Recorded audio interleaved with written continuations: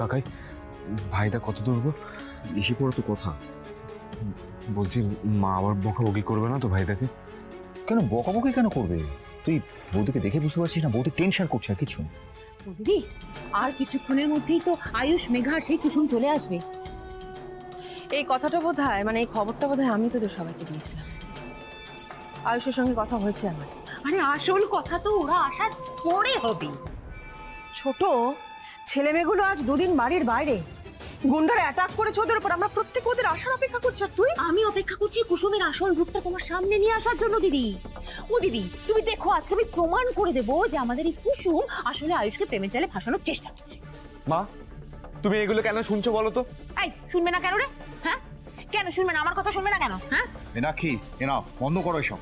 আরে বন্ধ আমি কি করব? একটু পরে যখন আমি প্রমাণ করে দেবো না কুসুমের আসল ইন্টেনশনটা কি, তোমাদের মুখটা বন্ধ হয়ে যাবে, সবাই চুপ করে যাবে। আমি তোকে আগেও বলেছি ছোট, আয়ুষ আর কুসুমের উপর আমার সম্পূর্ণ ভরসা আছে। আর আমার ভরসা আছে দিদি আমার নিজের কথার উপর। আমাকে কুসুমকে চেনাতে আসিস না, আমি খুব ভালো করে চিনি ওকে।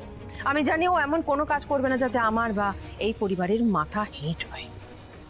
কিন্তু তাও তোর যখন সন্দেহ হচ্ছে ঠিক আছে, ও আজকে আর একবার নিজেকে প্রমাণ করবে। জানি যে মেয়েটা এই বাড়িটাকে মন্দির আর তোমাকে ঈশ্বর বলে ভাবে, তাকেও প্রমাণ দিতে হবে যে তার পুরোটা বনিতা নয়। কি করব বলো তো রাজ?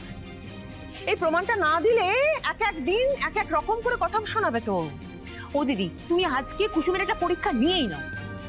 হ্যাঁ বেশ ঠিক আছে, বললাম তো পরীক্ষা নেব, কিন্তু সেটা শুধুমাত্র তোর মুখ বন্ধ করার জন্য। দিদি আমার মুখটাতে এমনি বন্ধ হয়ে যেত যদি আমার নিজের কথার উপর কোনো সন্দেহ না। ঠিক আছে বেশ, তুমি একটা কাজ করো, তুমি শুধু আয়ুষ আর মেঘার বিয়ের নিমন্ত্রণ পত্রটা ওকে একবার পড়তে দিও, নিজে মুখে পড়বে, ব্যাস তুমি দেখবে, তুমি দেখবে নিঃসন্দেহ মুখের ভাবটাই পাল্টে যাচ্ছে। হয়তো দু চোখ দিয়ে জল পড়ছে, নয়তো দেখবে মুখটা ফ্যাকাশে হয়ে গেছে, ব্যাস তোমার সামনে প্রমাণ এমনিই চলে আসবে। দিদি তুমি নিজেই বুঝতে পারবে যে যতটা সরল সাদাসিধে তুমি ওকে ভাবো অতটা সরল নয়, এই পুরোটা একটা বড় গেম প্ল্যান। তুমি তখন সিদ্ধান্ত নিয়ে নিও নিজে। বেশ, মেঘা আর আয়ুষের বিয়ের নিমন্ত্রণ পত্র আমি ওকে পড়তে দেবো। আর সত্যি যদি দেখি যে ওর মুখের অভিব্যক্তি বদলে যাচ্ছে, তাহলে আমি ওকে বাড়ি থেকে বের করে দেবো। আর যদি দেখি যে সেটা হচ্ছে না, ওর মুখে হাসি, তাহলে তোকে যে শাস্তি দেবো তোকে সেটা মাথা পেতে নিতে হবে। হ্যাঁ তুমি যা বলবে আমি তাই। মা আয়ুষ, হে কি কি অবস্থা হয়েছে তোমাদের? সিদ্ধার্থ এক্ষুনি ডক্টর কল করো। মা মা আমরা ঠিক আছি, আমাদের কিচ্ছু হয়নি, আমরা ঠিক আছি। হ্যাঁ বলি, আর আমাদের ফার্স্ট এড হয়ে গেছে। না না না না না, তাহলেও এখন একবার ডাক্তার দেখাতে হবে। তুমি তুমি কল করলে? কুসুম তুমি ঠিক আছো? হ্যাঁ দিদি। এত টেনশন হচ্ছিল না আয়ুষ আমার।